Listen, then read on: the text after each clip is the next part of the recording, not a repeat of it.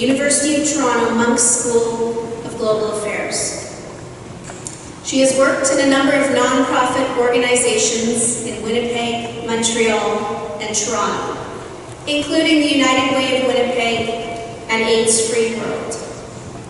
She has published 16 articles in many journals on global issues ranging from maternal health assessment in rural areas, migration patterns across the European Union, and the dangers of oceanic plastic pollution.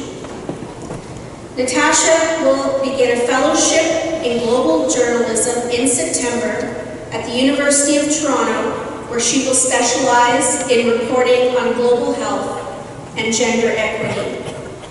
She is excited today to speak to Balmoral Hall's graduating class of 2019 and share how BH has helped shape her path thus far. It gives me great pleasure to introduce to you today, Natasha.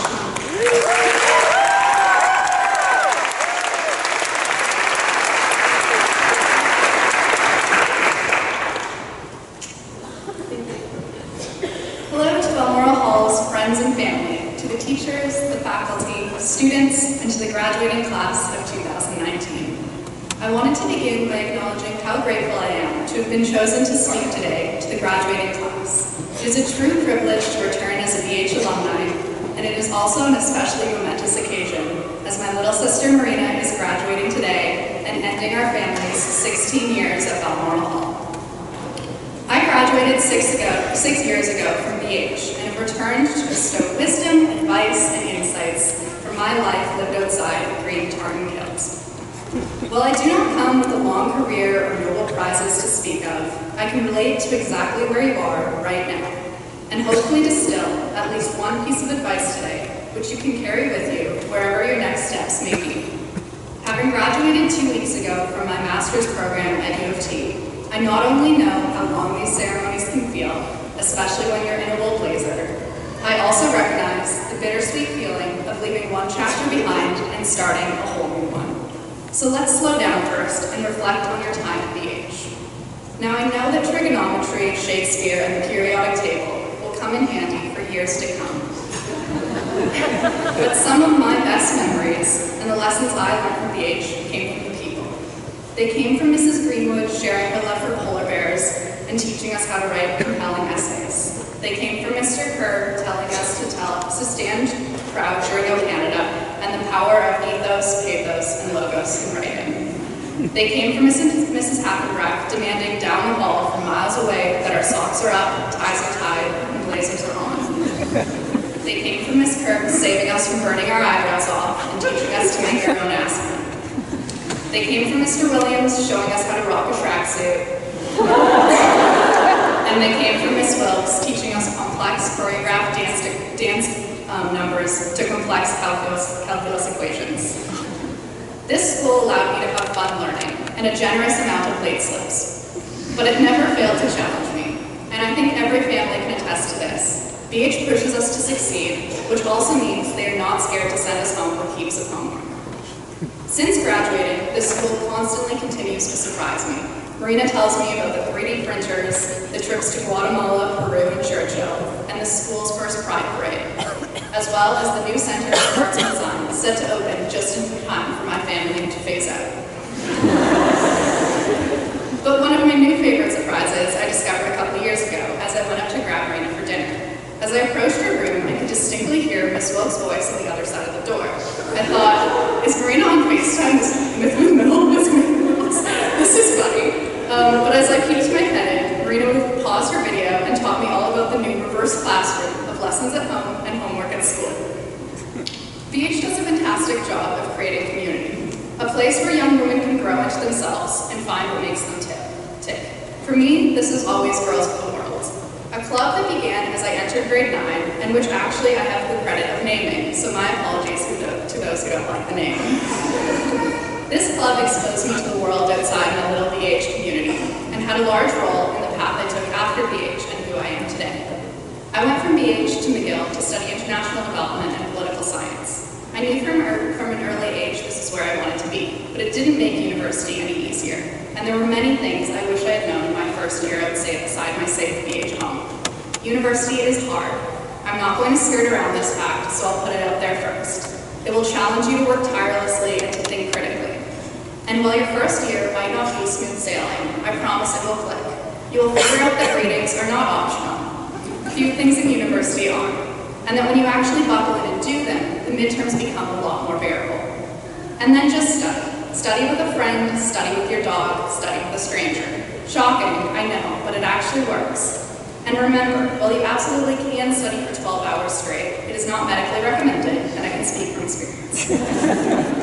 Part of this journey is finding the classes that make you want to do the readings, and then committing yourself to a serious, long-term relationship with the library. For me, my interest always gravitated towards the inequalities of men and women. BH did not shelter us from this fact of life, but they did do an incredible job of debunking any myth that women were lesser than. I was lucky to be surrounded by strong women my entire life, which had a large part in my confidence to set big goals and to go out and achieve them. But it also led me to be naive in thinking women's studies couldn't teach me anything I didn't already know. I was quick to learn that my empowerment in education is not only backed by the struggle and resistance of those women before me, but it is also protected and upheld every day by people who continue to recognize that this world is working against those in marginalized positions. And there is still a lot of work to be done. This recognition pushed me to walk the walk instead of just talking the talk, and which often meant actually walking, because if you know Montreal, you know they love protests. So I was there to protect the rights of Indigenous land, to protect women's reproductive rights, and to grieve the loss of missing and murdered Indigenous women.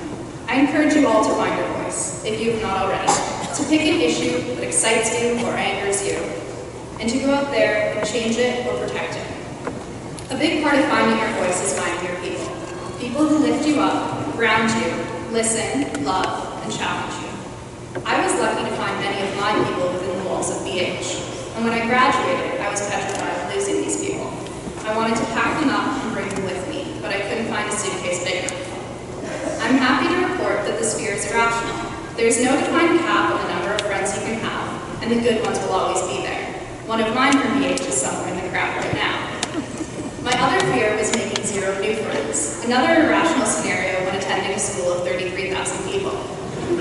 Sometimes it takes a little searching, and sometimes these people sit beside you in class and you're inseparable for years. But I promise you will find them, people who get you. And the great news is these ones will stick around too.